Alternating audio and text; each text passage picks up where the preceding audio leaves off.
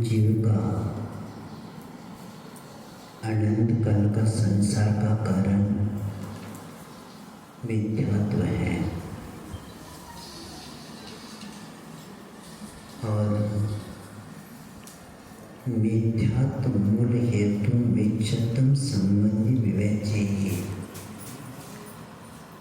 बुद्धि गुणनिधम पीहु मिच्छतम मोहितम गुणदे। मिथ्यात्व संसार का मूल कारण है और इसीलिए मन वचन काय से त्याग होना चाहिए। मिथ्यात्व का सिर्फ काय के द्वारा त्याग नहीं होना चाहिए, मन से भी और वचन से भी त्याग होना चाहिए। प्राय करे कई लोग हम मिथ्या देव और शास्त्र को नहीं मानेंगे, पैर नहीं पड़ेंगे, लेकिन मन में अभी भी बना है, तो ये त्याग नहीं माना जाता।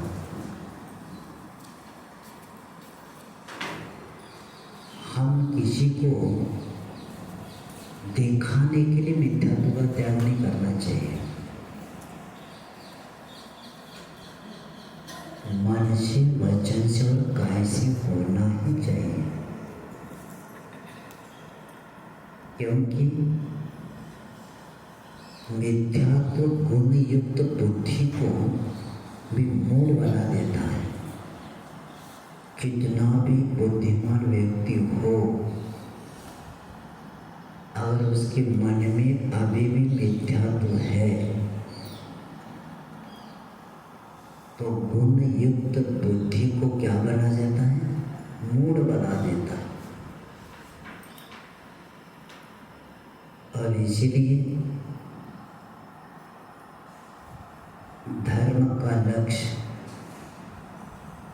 कर्म बंध से मुक्त करना ही होता है, किंतु जो न आत्मा को जानता है और न कर्म बल से जानता है, और धर्म धारण करके धर्म का परिहास कराते हैं। यानी धर्म का लक्ष्य जीव को क्या करना है? कर्म बंधन से मुक्त करने का एक बहुत बड़ा कार्य करता है वो। किंतु जो धर्म, जो आत्मा को नहीं जानता और कर्म बंध से को भी नहीं जानता, वो धर्म के नाम पर क्रिया करके धर्म का परिहास ही करता, वो जानता ही नहीं आत्मा क्या है, कर्म बंध क्या होता है, और ये नहीं जानता वो धर्म कर ही नहीं सकता। इसलिए जड़लाकार पहला जीव तत्व का मूल लक्षण जानना जरूरी है। और जो व्यक्ति जीव तत्व के परम तत्व को नहीं समझ पाता, व्यक्ति 3 काल में आत्मा को शुद्ध बना ही नहीं सकता।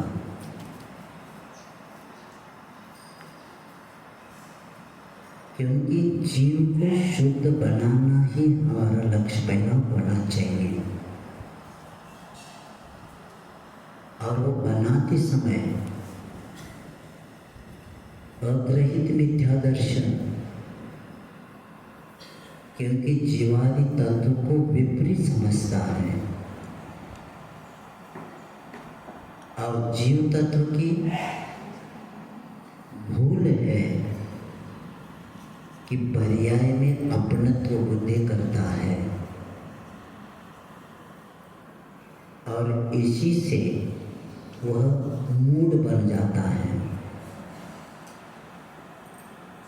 इसलिए कल बताकर आई है,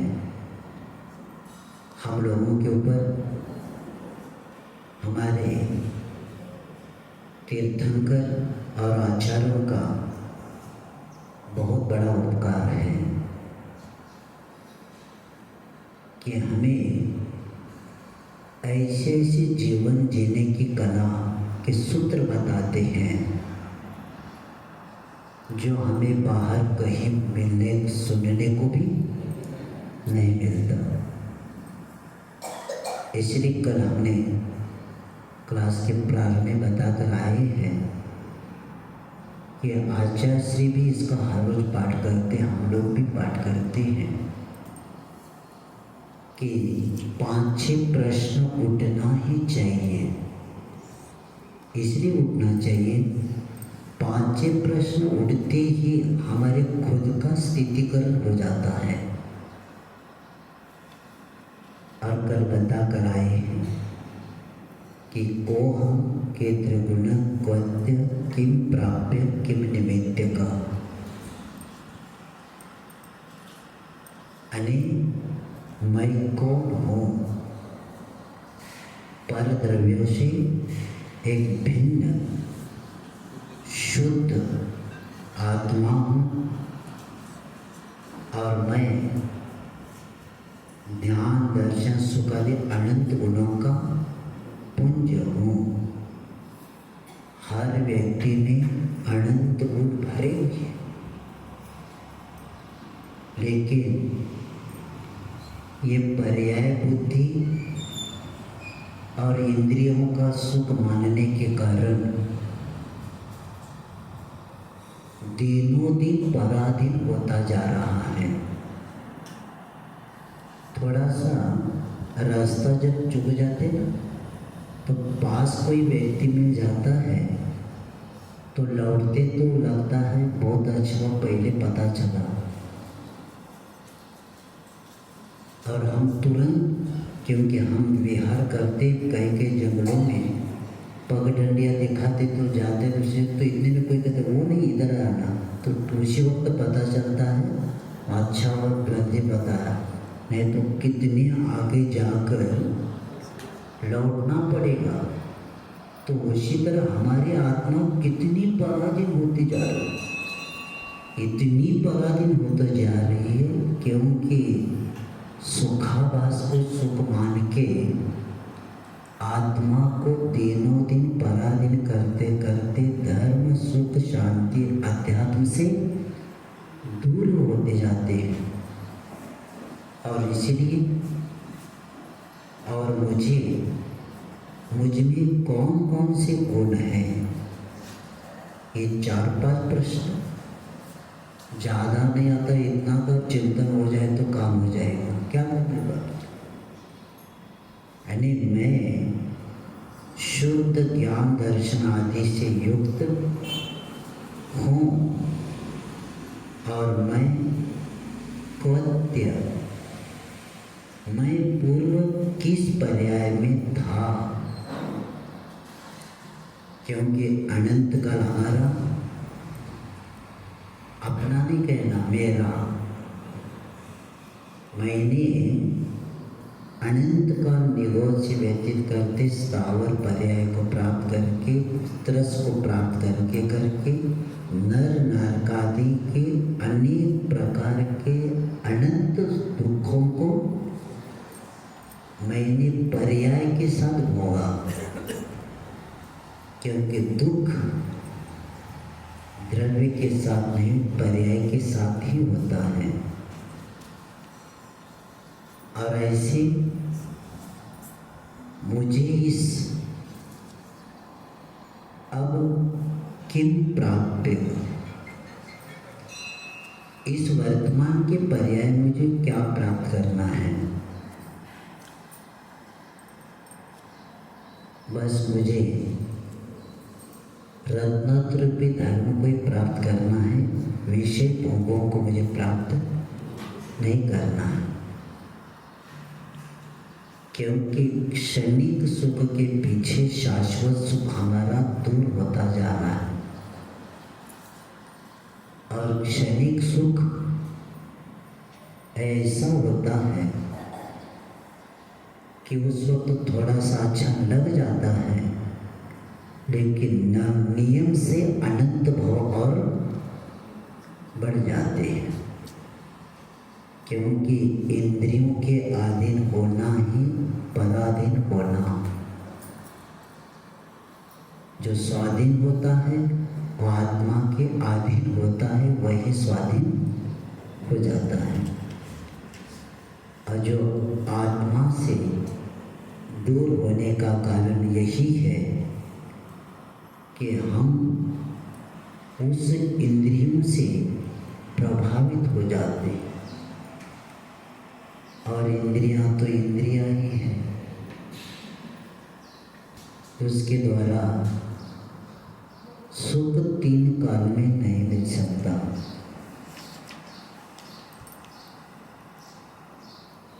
आगे जाकर बताएंगे, लेकिन वहाँ तक पहुँचना मुश्किल है। तो आगे जाकर 6ठी ढाल में वहाँ आया है कि वह जीव रत्नत्रधारी जो सुख को प्राप्त कर लेता है, वह किस प्रकार प्राप्त कर लेता है। तो वहाँ आया है, यो चिंत निज में थिर भये, तीन अखत जो आनंद लय हो। यानी जब चित्त में स्थिर व्यक्ति हो जाता है तो इतना आनंद, अकथनीय आनंद होता है, जो इंद्र नाग नरेंद्र व अहम इंद्र के नाही कहो। यानी संसार में सबसे ज़्यादा जिसको इंद्रिय सुख है उसको उल्लेख करती हुई है, क्योंकि संसार में सबसे ज़्यादा चक्रवर्ती को पहला लेना, चक्रवर्ती से भोग भूमि के जीवों को ज़्यादा सुख होता है, भोग सामग्री। और भोग भूमि के जीवों से व्यंतर देवों को होता है, व्यंतर देवों से भी ज्योतिष के देवों को होता है, और ज्योतिष देवों से भोग सामग्री वैमानिक देवों को होता है, और वैमानिक को ज़्यादा अहमिक देवों को होता है। और भोग सामग्री अधिक होती है, लेकिन उनका आनंद कैसा है? विषय चाह और आकुलता से सही। उनको इतने सागरोपम आयु तक भोगने के बाद भी जैसे पावक में घी डाला, अग्नि में कितना भी घी डालो अग्नि बुझेगी नहीं, अग्नि क्या हो जाएगी? और प्रज्वलित हो जाएगी।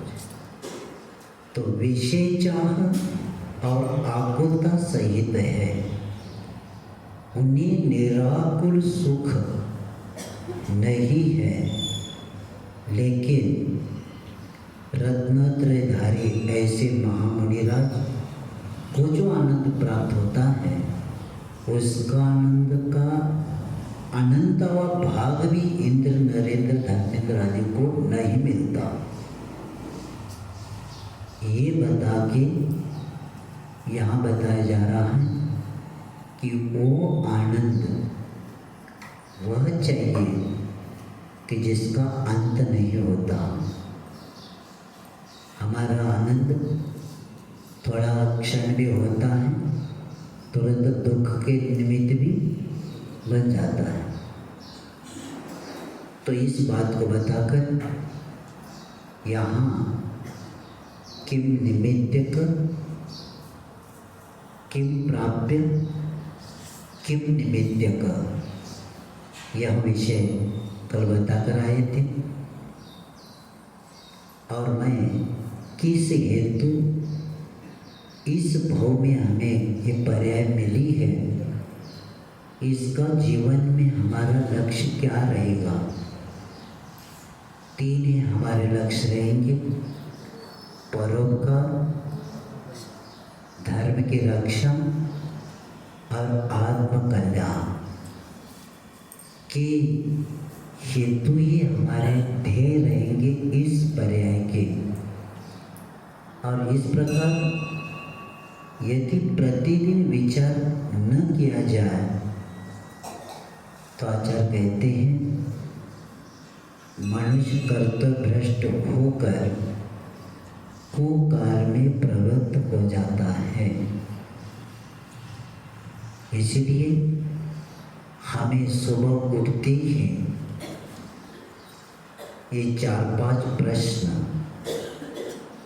उठना ही चाहिए, और इसका बार बार चिंतन होना ही चाहिए। बड़े बड़े साधक भी इसका उच्चारण करके कर्म उदय, बाहर का प्रभाव होता रहता है, लेकिन खुद को स्थिर करने के लिए छोटे ऐसी गाथाएं, श्लोक इतने बड़े कार्य करते हैं। और इस बात को बताते भी जीव तत्व को भूल के बाद अजीव तत्व को कल सुन के हम आए हैं कि हम शरीर के उत्पत्ति को, आत्मा की उत्पत्ति, शरीर के नाश को आत्मा का नाश मानते हैं। वैसे व्यवहारिक कहा जाए कि मृत्यु होता है, लेकिन आत्मा का नहीं होता। जिस तरह दीपक में तेल होता है, तेल जब तक होता है तो दीपक प्रज्वलित रहता है, तेल समाप्त होते ही दीपक बुझ जाता है। उसी तरह गीता में बताया जातस्य ध्रुवम मृत्यु, जन्म लेने वालों को नियम से मृत्यु को प्राप्त करना ही पड़ता है। और उस तत्व को समझ के जन्म और मरण के बीच में जितना भी हमें समय मिला है वह अगले भाव के भविष्य को बनाने के लिए हमें वर्तमान में ये जीवन मिला है। क्योंकि जीवन के बारे में जैसे तन, शरीर और आत्मा के बारे में कल बताकर आए हैं कि आत्मा क्या होता है, यानी वह जड़ होता है। आत्मा चैतन्य होता है, शरीर जड़ होता है।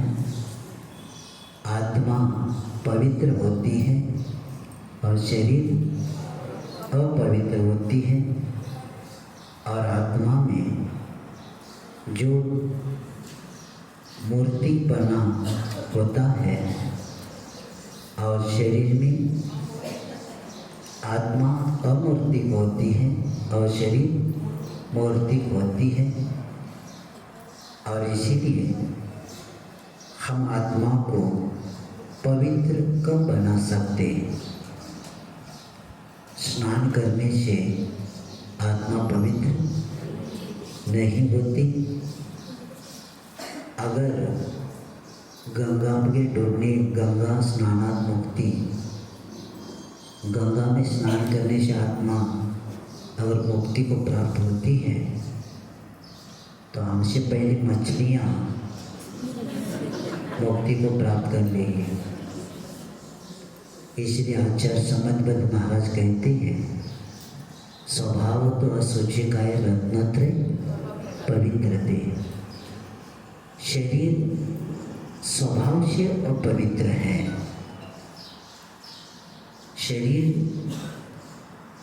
एक ऐसा है जो हम कितना भी कोशिश करेंगे इसका स्वभाव को, ये अनित्य है, उसको नित्य हम कभी भी बना सकते। और शरीर ही हमें इस संसार में, जैसे एक जगह से व्यक्ति यात्रा करके दूसरी जगह जाता है, तो ये हमें आत्मा के लिए अगले भाव के ले जाने के लिए एक रथ मिला है। और ये रथ जैसे कार्य करेगा, आत्मा अंदर बैठा हुआ, तो उसी के अनुसार अगले भाव में वो हमें पहुंचा देगा। तो उस आत्मा के बारे में और तन के बारे में जैसे कल बता कर आए कि हम जन्म दिवस मनाते हैं, मनाना भी चाहिए, लेकिन उस दिन हमें जन्म दिवस पर विचार भी करना चाहिए। तो ये विचार करना चाहिए, शरीर मुझे मिला है, पहला शरीर के स्वरूप का विचार करना चाहिए। जन्म दिवस दिन क्या करना चाहिए? शरीर का स्वरूप का विचार करना चाहिए। और आज के दिन इस देह का जन्म हुआ था, मेरी कितनी उम्र बिना धर्म आराधना से निकल गई, और हमारे पास कितना भी बचा है, और आत्म कल्याण के लिए मैं कैसे उपयोग करूं। और इस प्रकार के विचार करते हुए शक्ति के अनुसार क्या करना चाहिए? छोटे छोटे से हर जन्म दिवस के अनुरूप नेम लेना चाहिए। मैं प्रसन्न कब व्यक्ति नेम लेता है, कब आकर मुझे बताता है। 10वीं क्लास में उद्योगपति का एक पुत्र कुंभोज बाहुबली में उनका उसी दिन जन्म दिवस था। उसकी माँ ने लेके आकर आ गई और उसको नेम देने को कहा। परिवार संस्कार था ही, तो उसको नेम दे दिया। और 8-10 साल के बाद एक जगह चातुर्मास में वो व्यक्ति युवक आ गया माँ को साथ में लेके। तो उन्होंने क्या किया, थोड़ी चर्चा होने तक माँ को कहा बाहर मुझे थोड़ा चर्चा करना है। तो उस लड़के ने कहा अगर महाराज उस दिन आप मुझे नियम नहीं देते तो मैं यहाँ नहीं आता, क्योंकि मैं बेंगलोर में पढ़ने के लिए गया था। उद्योगपति का लड़का कहता है आपने सप्त वैष्णव का त्याग करवाया था, माला का नियम दिया था, मंदिर हो तो दर्शन का दिया था। अगर मैं नियम उस वक्त नहीं देता तो मैं इसलिए नहीं आता क्योंकि जितनी इंजीनियर बड़े बड़े बच्चे थे हमारे जहाँ हॉस्टल में रहते हम 2 ही बच्चे थे, सब शराब पीते थे। बड़े बड़े परिवार के कौन पूछेगा, कौन देखता है। तो वो लड़का कह रहा था जिनकी क्रेन बनती है, उद्योगपति है वो, तो वो बता रहे थे अगर उस वक्त नियम आपने दिया इसलिए बहुत अच्छा, इसलिए मैं आपके पास दर्शन को अभी आया हूँ, नहीं तो नहीं आता। एक भी बाहर पढ़ने वाले बच्चे बचना मुश्किल है, क्योंकि असंस्कारित बच्चे ज़्यादा है। और आचार्य जी के शब्द हैं 100 कौवे के बीच में एक राजहंस टिकता नहीं। सब कौवे उसको ठीक रहने देते, इसलिए सावधान हो जाना। कई लोगों को बुरा लगता है, हम जब कहते ना बाहर भेजते समय सावधान, हमारे बच्चों को भी ऐसे क्यों समझते आप।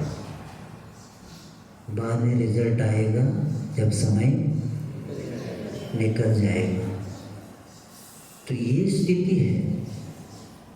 और वो लड़का बाद में मुझे कहा पिताजी का तो है लेकिन मैं अलग से करके और अच्छा करके दिखाऊंगा। ये शब्द थे उसके। ये किसके कारण, जन्म दिवस के दिन दिया हुआ नियम। और एक कल परसों आए थे उद्योगपति, वो सांगली जिले में था और आहार करा तो चौकी में अचानक आ गई। तो हमने कहा इतनी दूर कैसे। नहीं महाराज, अगर मैं सिटी में रहता तो सब उद्योगपति आकर गुलदस्ता देते थे, हैप्पी बर्थडे टू कहते थे, पार्टी होती थी। हमें वो नहीं करना था। मैं 10:30 बजे मेरा जन्म हुआ था और मेरी भावना ये थी कि 10:30 बजे आपको आहार ही देंगे। कहाँ से व्यक्ति कहाँ आता है, कैसे जन्म दिवस मनाता है, इसको कहते जन्म दिवस। इसीलिए आप अपने बच्चों को साधु संगति में लाएंगे, अभिषेक आदि करवाएंगे, दान दे देंगे। और आपके ज़्यादा पैसा तो गरीब जो विद्यार्थी उनको आपका पार्टी में खर्चा होने वाला किसी के शिक्षण के लिए पूर्ण करो तो एक कल्याणी परिवार खड़ा रह जाए। तो पार्टी देंगे, उसके पास भी पैसा है पार्टी देने वालों को, अब लेने वालों के पास पार्टी, वो क्या करेंगे बताओ। अब एक श्राविक आई थी, अभी बता रहे पुणे से शादी करके वो किसी कार्यक्रम में जाकर वो कहती महाराज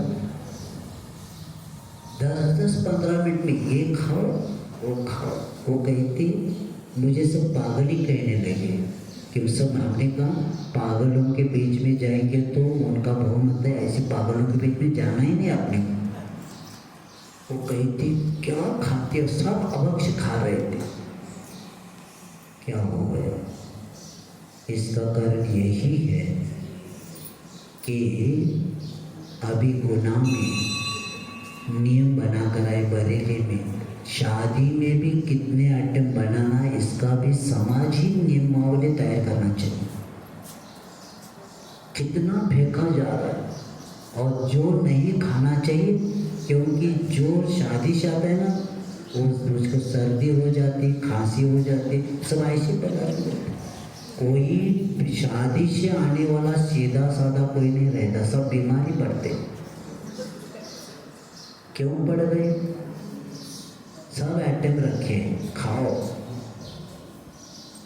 इसीलिए अपने बच्चों को जन्म दिवस ऐसे मनाओ कि पुनः पुनः जन्म लेना न पड़े। क्योंकि हमारे जितने भगवान हैं, भगवान अपने जन्म दिवस पर क्या विचार किया होगा? 24 तीर्थंकरों में 19 तीर्थंकर ऐसे हैं कि जन्म तिथि में ही उनकी दीक्षा तिथि है। जैसे अपनी जन्म तिथि पर भगवानों ने क्या विचार किया? इतने वर्ष मैंने व्यर्थ में खो दिया, यह मनुष्य पर्याय अत्यंत दुर्लभ है। अब मुझे क्या करना है? आत्म कल्याण करने के लिए रत्नत्रय रूपी धर्म को धारण करना चाहिए। इस प्रकार विचार करते हुए 12 भावनाओं का चिंतन करते हुए उन्होंने जैनेश्वरी दीक्षा लिया। तो उसमें अजितनाथ, संभवनाथ, सुमतिनाथ, नेमिनाथ और वर्धमान महावीर को छोड़ के 19 तीर्थंकरों ने जन्म दिवस के दिन ही दीक्षा तिथि को दोनों एक ही है। इतना उनके पास क्या था? चिंतन किया। क्योंकि जन्म दिवस के दिन ये चिंतन किया, इसलिए आयु समझ में आया, इसलिए घर छोड़ दिया। और हमें जन्म दिवस के दिन इतना मौज मज़ा मनाते हैं कि उसके कारण हम और संसार की व्यवस्था बना देते हैं। तो इस तरह शरीर को आत्मा मानने से हानि ये है कि शरीर को आत्मा मानने पर आजीव तत्व को भूल हो जाएगी और शरीर को आत्मा मानने पर जीव जैसे तैसे होकर अन्याय, अनीति, अभक्ष भक्षण करते हुए शरीर को भी क्या करेगा? पुष्ट करता जाएगा और शरीर का ही उपकार करेगा और अपना उपकार मानेगा। क्योंकि मैंने क्या किया? शरीर को धष्ट पुष्ट किया। तो इसलिए इस तत्व को समझ के उसी में आगे बताया जा रहा है, रागादि प्रकट जे दुख दे। ये उसी में है। कल एक लाइन में हो गया, अब दूसरा लाइन लेना पड़ेगा। तो रागादि प्रकट ही आश्रव तत्व का विपरीत श्रद्धा। तो क्या करता है वो कि राग द्वेष जो उत्पन्न होने वाले स्पष्ट रूप से हम जानते हैं, क्योंकि राग द्वेष आत्मा को दुख देता है। उन्हीं को सेवन करते हुए चैन गिनता ने सुख मानता है। मिथ्या दर्शन का प्रभाव इतना है कि वह राग द्वेष आदि भाव को जो प्रत्येक स्वरूप से जो आत्मा को दुख देने वाले हैं, उन्हीं का सेवन करता हुआ ये व्यक्ति उसको सुख मानता है। और आश्रव तत्व का यही क्या है? विपरीत श्रद्धा है। जैसे परिग्रह है उसके पास, अब क्या करेगा? अन्यथा नहीं लेना। जैसे समझ लीजिए सोना बहुत है घर में, साड़ियाँ और आप लोगों के कपड़े बहुत हैं। अब कोई कार्यक्रम ही नहीं हो रहा,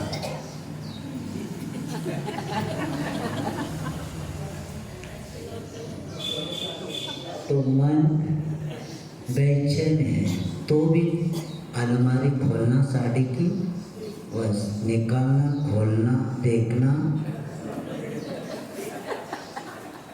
कौन दिया था, क्या दिया था याद करना, क्या झगड़ा करके खरीदी किया था याद करना, और अपना नीचे की साड़ी ऊपर, ऊपर की साड़ी नीचे, ऐसे करके उस वस्तु को देख के राग द्वेष करना। बाद में वो पीतल के बर्तन में रखा हुआ सोना, उसको निकालना, बाद में पहन के देखना और निकाल के पुनः रख देना। ये कर्म का आश्रय हो रहा है, क्या हो रहा है? यानी उस भाव ऐसे कर रहा है कि इसको पहनने के भाव, उसको ममत्व, राग द्वेष कर रहा है, और ऐसे करके बिना कारण कर्म का कुछ है, न सोना अपना है न कपड़ा अपना, सब अपना सपना है, तो भी अपना मानता है। और आचार्य कहते हैं अमृत कलश में समय सार में कि पर पदार्थ कर्म बंध का कारण नहीं, पर पदार्थ प्रति ममत्व कर्म बंध का कारण है। अगर पर पदार्थ कर्म का कारण होता तो भगवान के ज्ञान में 3 लोक झलकता है, तो 3 लोक के पदार्थ को भगवान क्या करते, देखते हैं, जानते हैं, तो भी कर्म का बंध नहीं होता। और हमारा घर में एक डिब्बे में रखा हुआ, उनको 3 लोग, और हमारे एक अलमारी में डिब्बे में रखे वस्तु इतना महत्व है, उसके कारण हमें कर्म का बंद होता है, और इसी के कारण क्या हो जाता है, आश्रय होता रहता है सदा। इसलिए काय वांगन कर्म योग स आश्रव, छठे आते हैं मेरे, पहला सूत्र बताया योग, योगायोग आ गया कर्म का, किसके द्वारा, काय वांगन कर्म योग। तो मन वचन काय के द्वारा कर्म का योग, क्योंकि योग आत्मा के प्रदेशों में परिस्पंदन को योग बोलते हैं, और योग किसके द्वारा होता है, मन वचन काय के द्वारा होता है। यही योग ही आश्रव है, स आश्रव, ये योग ही, इसीलिए योग को संभालने को कहा, क्योंकि योग का अर्थ है जोड़ना। योग का अर्थ क्या, ये सिखाते ना बाहर योग, ये सिर्फ शरीर को ठीक करने की बात करते हैं। आत्मा, हमारे प्रवचन हुआ एक जगह हिंगोली में, वो कहते महाराज अभी तो हमने सोचा ही नहीं, हम तो शरीर से जुड़ते जा रहे, ज़्यादा दिन शरीर काम करे संसार में पाप करने के लिए, यही तो लक्ष्य है, लेकिन आत्मा से कहाँ जुड़े हैं, क्योंकि योग का अर्थ है जो आत्मा से जुड़ा देता है, उसको योग बोलते हैं। और इसी के कारण ये परिग्रह ही आश्रव का महाकारण है, और इसलिए ग्रंथानुबंधी संसार स्तेन एव न परीक्षयी रक्तेन दूषितम वस्त्रम नहीं रक्ते शुद्धते। बहुत अच्छा है, हमने कल कहा था ना, बहुत अच्छा एक श्लोक मिला, तो आज वो योग आ गया। तो जैसे खून का, रक्त का दाग रक्त से नहीं धुला सकते, उसी प्रकार परिग्रह से संसार बना है, तब परिग्रह से संसार का नाश कैसे हो सकता है?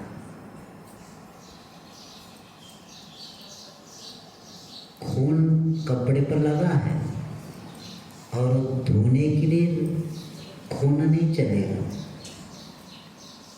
क्योंकि उससे द्वारा धो ही नहीं सकते। उसी प्रकार परिग्रह से संसार बना है, और तब परिग्रह से ही संसार का नाश कैसे हो सकता है? क्योंकि परिग्रह शब्द ही बताता है परित समन्तात् गृह्णाति आत्मानमिति परिग्रह, जो आत्मा को चारों तरफ से चपेट में लेता है। जो आत्मा को क्या करता है? चारों तरफ से चपेट में लेता है, उसको परिग्रह बोलते हैं।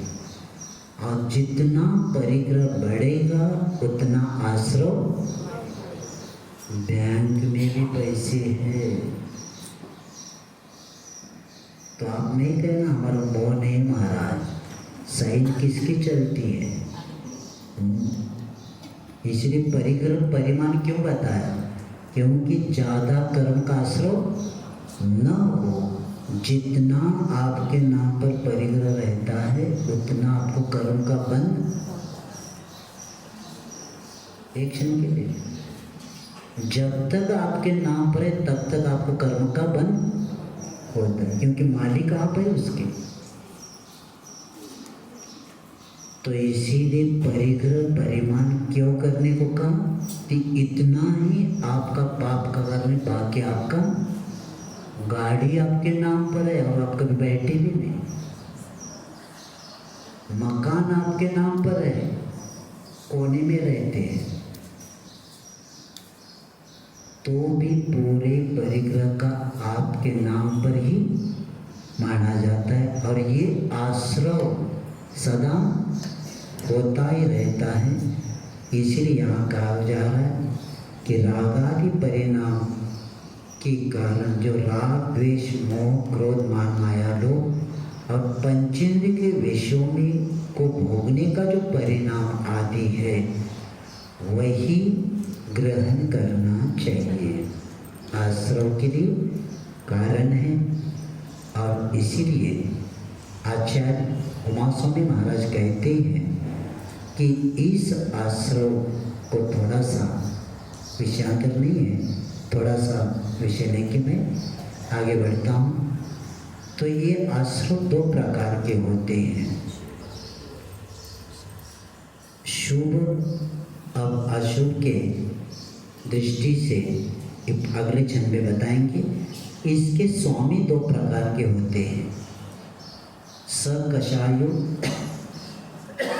सांप्रदायिकपद्धयो, यानी कषाय सहित और कषाय जीवों के क्रम से सांप्रदायिक और ईर्यापद आश्रव होता है। और कषाय ने जो आत्मा को कसता है, ये तो बचपन से सुनते आए, कषाय कस आय, कस यानी संसार, आय यानी लाभ, जिसके द्वारा संसार का लाभ होता है उसको क्या बोलते हैं? कषाय बोलते हैं। जैसे बहुल आदि वृक्ष का गोंद आदि होता है ना, वो किसी वस्तु को चिपकाने के लिए उपयोग में करते हैं, उसी प्रकार क्रोध आदि परिणाम के द्वारा आत्मा के ऊपर कर्म चिपक जाते हैं। पानी दीवार पर सूखा दीवार है, हवा से आए हुए धूल टकरा कर नीचे गिरे, पानी लगा मारा है उस पर या बारिश का है तो थोड़ी जाकर चिपकेगी और पानी सूखते ही निकल जाएगी। वही कलर दे दिया तो वहाँ चिपकेगी, या डामर लगा दिया तो और चिपकेगी। तो चिपकाने का काम कौन करता है? कषाय करता है। कषाय ज़्यादा हो ज़्यादा कर्मज, और कम कषाय हो तो कम हो जाता। तो ऐसे सांप्रदायिक जो होता है जो आत्मा को संप्रयाणार्थ कर्मों के कारण चारों ओर से आत्मा का पराभव होने को संप्रय कहते हैं। और ये आश्रम संसार परिभ्रमण का कारण है, इसलिए को सांप्रायिक आश्रम कहते हैं। और एक कषाय सहित जीवों को ही होता है, यानी पहले गुणस्थान से लेकर 10वें गुणस्थान तक कौन सा आश्रम होता है? सांप्रायिक आश्रम होता है। और ऐसे ईर्यापद आश्रम, ईरेनानी एरिया का अर्थ योग की प्रवृत्ति, अर्थात मन वचन कार्य के वर्गणों के द्वारा आलम्बन से आत्मा के प्रदेशों में जो परिस्पंदन होता है इसको क्या बोलते हैं? ईर्या। और ईर्या ही कर्म के आश्रव का पथ है। क्या बताया जा रहा है? ईर्या ही कर्म के आश्रव का पथ है, इसलिए ईर्या पथ ऐसे बताया। और ये कषाय जीव कहाँ रहते? 11वें 12वें 13वें गुणस्थान में। तो इस तरह ये 49 इसमें क्या है?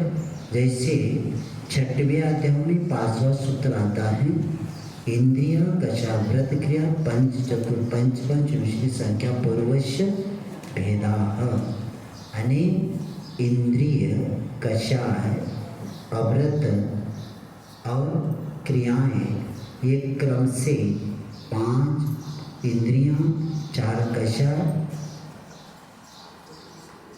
और 25 और अविरत 12 और कषाय 25 क्या होते? क्रियाएं होती हैं। तो ये कैसे? ये सांप्रदायिक आश्रम के कारण है। और इसी के कारण ये सांप्रदायिक आश्रम 39 प्रकार के भेद है इसमें। और ये आप तत्व का पाठ चल रहा है, ये पाठ आएगा तो उसको आप अच्छे से जानेंगे। ये सब आश्रम के द्वार है। इसी के द्वारा क्या होता है? अपने को आश्रम होता है। और 25 क्रियाओं का भी बहुत महत्वपूर्ण है। सम्यक आदि मिथ्यादि क्रियाएं जो बताई है ये भी आप वहाँ से जानेंगे। तो ऐसे आश्रम को बचकर अपना कार्य होना चाहिए। अब आगे कहते हैं, जीव आजीव आश्रम हो गया और बंध और संवर तत्व की भूल क्या है, ये आगे के छंद में बताया जा रहा है। शुभ अशुभ बंध के फल मझार,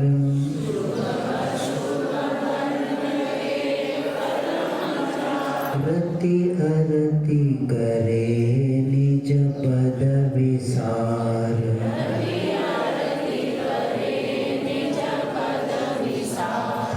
आत्महित हेतु विराग ज्ञान,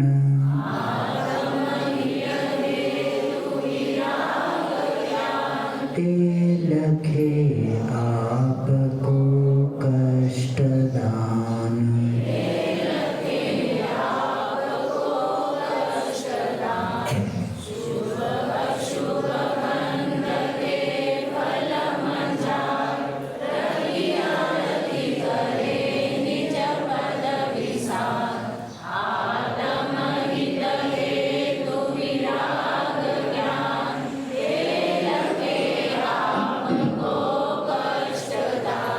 संसार में 2 क्रियाएं होती हैं, एक शुभ और एक अशुभ।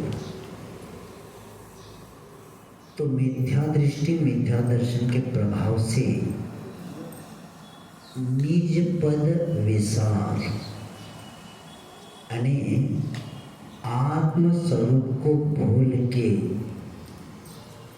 कर्म बंध के जो अच्छे शुभ ने अच्छे फल में हृदय प्रेम करता है और बंध के जो अशुभ ने खोटे जो फलों में द्वेष करता है। और इसी के कारण वह व्यक्ति कर्म का बंध करता जाता है। एक शुभ बंध और एक अशुभ है। क्योंकि बंध को भी जानेंगे, योग के निमित्त से राग द्वेष किए हुए जीव को जो अशुभ और अशुभ भूतगल कर्मों का क्या होता है, आत्मा के साथ दूध और पानी के समान मिलकर एक में हो जाना, ये बंध है। और ये बंध शुभ बंध, इसको भी समझेंगे कि शुभ यानी जो व्यक्ति को शुभ परिणाम के निमित्त उत्पन्न होने के योग को, जैसे पंच परमेष्टि की भक्ति आदि करना, जीवों की रक्षा आदि करना, ये हो जाता है। और अशुभ परिणाम के निमित्त से उत्पन्न हुए योग को अशुभ होते, जैसे जीव का घात करना, असत्य बोलना, ईर्ष्या भाव करना, ये किस में आता है, अशुभ में आता है। तो इसको शुभ को पुण्य कहा और अशुभ को पाप कहा। तो पुण्याते आत्मान पुण्यते अनिनीति व पुण्यम, जो आत्मा को पवित्र करता है उसको क्या बोलते हैं, पुण्य बोलते हैं। यानी जिससे आत्मा पवित्र होती है वो पुण्य है, जैसे सातावैदिक कर्म के कारण। और पाप पाति रक्षिति आत्मान शुभादिति पापम, जो आत्मा को शुभ से दूर करता है, आत्मा को क्या होता है, शुभ से दूर करता है, वह क्या है, पाप है, जो अशुभ होते हैं। ये असाता वैदिक कर्म के कारण होता जाता है। तो इसीलिए ये शुभ और अशुभ जो भाव है ये भी बंध के कारण है, लेकिन इसको बंध नहीं मानता, क्योंकि उसमें रति और अरति करता है। यानी अपने स्वरूप को भूल के व्यर्थ में पूर्व में राग द्वेषादि परिणाम के निमित्त से जो आत्मा को जो कर्म का बंध हुआ है, उसके उदय में स्वयं को भूल स्वीकार न करके अनुकूल परिप्रवर्तन करने वाले पुत्र आदि में राग और प्रतिकूल प्रवर्तन वाले में क्या करता है, शत्रु आदि के द्वेष रूप परिणाम करना ही बंध तत्व की क्या है, भूल है। इसीलिए न राग है न द्वेष है। इसलिए देखो आता है कि सद्वेष मैत्री गुणेषु प्रमोदम कृष्टिस जीवेषु कृपाव्रत माध्यस्थ भाव विपरीत व्रत। जहाँ राग द्वेष का निमित्त हुई समय वहाँ माध्यस्थ रहना, सबसे क्या करना, मैत्री भाव करना, क्योंकि शुभ और अशुभ जो कर्म हैं जो हमें प्रसन्न भी करते हैं और अप्रसन्न भी करते हैं, इसमें कभी भी लगाव होना नहीं चाहिए। तब जाकर इस बंध तत्व के से हम क्या कर सकते, बच सकते। और बंध जो है मिथ्यात आवृत्ति प्रमाद कषाय योग बंध हेतु। कौन कौन से बंध के हेतु है, मिथ्यात आवृत्ति प्रमाद कषाय और योग ये बंध के हेतु है। इसको सत्य को जान के इस बाकी के इसमें हम बचेंगे। और वहाँ बताया है कि ऐसे उस तत्व को प्राप्त करने के बाद आगे शब्द आया है कि आत्महित हेतु विराग ज्ञान ते लखे आपको कष्टदान। तो वह व्यक्ति अपने विराग यानी राग द्वेष के अभाव को क्या बोलते, विराग यानी वैराग्य। वैराग्य और सम्यक ज्ञान में ही आत्मा का हित है। आत्महित हेतु वैराग्य। कई लोग कहते कल्याण करने के लिए क्या करना पड़ेगा, बस वैराग्य और सम्यक ज्ञान हो गए तो कल्याण हो गया। क्योंकि वैराग्य शब्द ही बताता है संसार शरीर भोगों से विरक्त होने को वैराग्य कहते हैं संसार आसार है, शरीर निस्सार है और भोग भव रोग बढ़ावे। तो इसका इससे जब विरक्ति हो जाएगी तब जाकर क्या होता है, वैराग्य होता है। वैराग्य हुए बिना आत्मा का कल्याण होता नहीं तो राग का वर्णन जैसे होता है व्यक्ति वैसे वैसे इतना प्रभावित होता जाता है, आत्मा के ऊपर इतने बुरे संस्कार पड़ते हैं, उस संस्कार को निकालने के लिए बहुत परिश्रम करना पड़ता। देख लिया क्या बोलते, पकड़ लिया उन्हें, नहीं देखा, विषय नहीं लिया तो अपना विषय है ही नहीं। चिंतन किया, कई लोग चिंता भी करते, कई लोग चिंतन भी करते। तो चिंता पर चिंता धमाधमा, याद है परमानंद स्तोत्र में आता है, स्वात्म चिंता और पर चिंता के सामने क्या कर, पर चिंता धमाधमा, बस शुरू हो जाता, धमाधम शुरू हो जाता। क्योंकि पर की ओर गए तो गया हो, पर्याय की ओर के पर्याय की कारण तो पर को हो जाता है। द्रव्य दृष्टि रखने वाला पर दृष्टि में इसमें जाता ही नहीं। तो ऐसे करते हुए संसार शरीर भोग से विरक्त कैसे होना, प्रश्न भी उठता, प्रश्न आपका उठा होगा, वो भी थोड़ा बताता कि संसार आसार है और संसार में मेरा हित करने वाला कोई है ही नहीं। यहाँ एक क्षण के लिए भी सुख नहीं है। इस प्रकार विचार करते हुए संसार से विरक्त होना चाहिए और उस वक्त पंच परावर्तन के स्वरूप का विचार करना ही संसार से विरक्ति होना, पंच परावर्तन को लेके। और शरीर क्या है, 7 धातु से बना हुआ है और कैसा है शरीर, असुचिमय। इसमें से निरंतर मल बहता रहता है। इसको बहुत बार स्नान कराने पर, सुगंधित पदार्थ का लेपन करने पर भी यह सुगंधित नहीं हुआ। जैसे कोयले को मोती साबुन से भी धोआ जाए, इसको कोयला साबुन से कितना भी धोता जाए अभी सफेद निकलेगा, साफ हो जाएगा।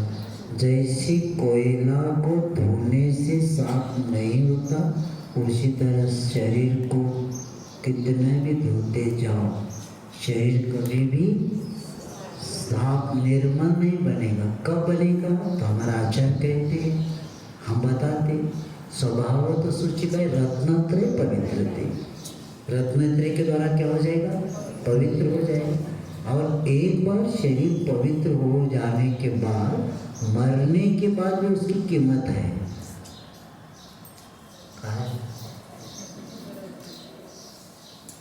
संसारी का भी अंत संस्कार होता है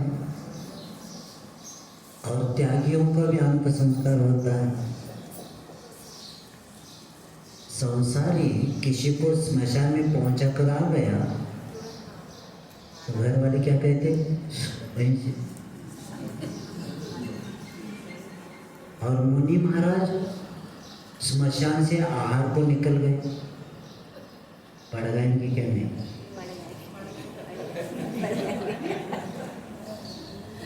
स्मशान जाए पड़ जाते। सौभाग्य मानते तपस्वी हमें मिल गए, क्यों मालूम है? और ये भी देखना, क्योंकि धर्म ही आत्मा को पवित्र बनाता है। और धर्म कौन सा है इनके पास, रत्नत्रय धर्म होने के कारण वह सदा क्या होते, पवित्र ही रहते। और समाधि होने के बाद आपका भी अंत संस्कार होता है, उनका भी होता है। आपके लिए 12 मन लकड़ी, क्या अब गोबर की मिलने लगी सुनते, लकड़ियाँ, उससे जलाया, बाद में रॉकेट पासिलेटर घासलेट, और बीच में न गिरे से टायर। मालूम है कि आप जानते नहीं क्या? अब गए नहीं, मैंने काम किया इसलिए बता रहा। और नीचे न गिरे इसलिए क्या करता है, 2-3 लकड़ी होने के बाद टायर डालना पड़ता है, मतलब बीच में गिरेगा वो सब मतलब भाग जाएंगे। तो ऐसे करते हुए उसका अग्नि संस्कार होता। मुनि महाराज का कितना, चंदन की लकड़ी, कपूर, नारियल, खोबरा, घी, घासलेट में, क्योंकि रत्नत्रय स्वभाव का सूचिका है, रत्नत्रय पवित्र है, यानी संसारी का भी अंत संस्कार होता है और त्यागियों का भी होता है। क्यों होता है? क्योंकि उनका शरीर पवित्र अभी भी माना जा रहा है, लेकिन संसारी का एक ऐसा है कि ये कितना भी सुगंधित करे हो नहीं सकता। तो इस प्रकार विचार करके विरक्त होना चाहिए, क्योंकि शरीर नाशवान, जड़, अचेतन आदि लक्षण वाला, आत्मा से भिन्न इसका स्वरूप समझ के विरक्त होना चाहिए। संसार, शरीर और भोग तत्काल में भोगते हुए तो किम पाप फल के समान क्या होते, स्वादिष्ट मालूम होते, लेकिन इनका फल बहुत कटुक और एक भोग नहीं, भव में दुख देने वाला भोग होता है। और ये भोग 3-4 बात याद रखेंगे कि भोग अतृप्तिकारक, तृष्णावर्धक, कुगति प्रदायक और नाशवान, यानी तृप्ति अतृप्तिकारक, कभी भी तृप्ति नहीं होती। समुद्र को कितने भी नदी मिलती जाए, समुद्र कभी तृप्त नहीं होता। तृष्णावर्धक, अग्नि में कितनी भी लड़ती ईंधन डालते जाए, अग्नि कभी तृप्त नहीं होती। और कुगति प्रदायक और नाशवान, इस प्रकार का चिंतन करेंगे तो आपको भी वैराग्य हो जाएगा। और वे ज्ञान, सम्यक ज्ञान, यानी सम्यक ज्ञान उसको कहते हैं जो अज्ञान की निवृत्ति करते हैं, उसको सम्यक ज्ञान कहते हैं। हित की प्राप्ति और अहित का परिहार करता है, उसको सम्यक ज्ञान कहते हैं। और उपेक्षा मध्यमानी, वह जाकर इस ज्ञान के द्वारा नियम से वो व्यक्ति ज्ञानस्य किम फल, चारित्र ही प्राप्त कर लेता है। जो विज्ञानी बन जाता है सम्यक ज्ञान होने के बाद, वो नियम से कहाँ चला जाता है, चारित्र की ओर जाता है। क्योंकि ज्ञान का फल ही अज्ञान का नाश और चारित्र को प्राप्त करना, इस सम्यक ज्ञान का ध्येय होता है। तो इस तरह वो उसको प्राप्त करके, उस सम्यक ज्ञान को प्राप्त करके और वह वैराग्य प्राप्त करके वह व्यक्ति आगे जो संवर तत्व के जो भूल है उससे बच जाता। क्योंकि वैराग्य और आत्मा के हित करने वाले हैं। जो वैराग्य और आत्मा के हित करने वाले, उनको कष्टदायक मानने को संवर तत्व की भूल है। इसको भी कष्टदायक मानता है, किसको, वैराग्य हुआ तो अरे सब वस्तु छूट रही है, क्या धीरे धीरे सब छूटता जा रहा है हमारा।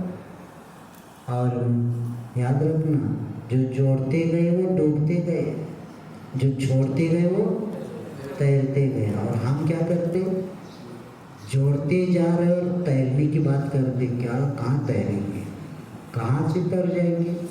जितने छोड़ेंगे उतने हल्के बन जाएंगे, और जितना जोड़ते जाएंगे तो उतना डूबते ही जाएंगे। और कहता कि मैं डूब रहा हूँ, तो किसी ने कह दिया वो हाथ में रखा है तो छोड़ दो ना सब, वो छोड़ना भी नहीं और डूबना भी नहीं, पहले छोड़ना पड़ेगा। जैसे एक बंदर ने चना देखा, ग्रीष्म काल में ऊपर रखा था इस पर बर्तन में, कौन सा, मिट्टी के बर्तन में, तो एक बंदर ने हाथ डाला और डालकर लेने लगा, तो बाद में ये बाहर नहीं आया, उसका मुंह छोटा था, जाते समय तो गया और आते समय क्यों नहीं आया।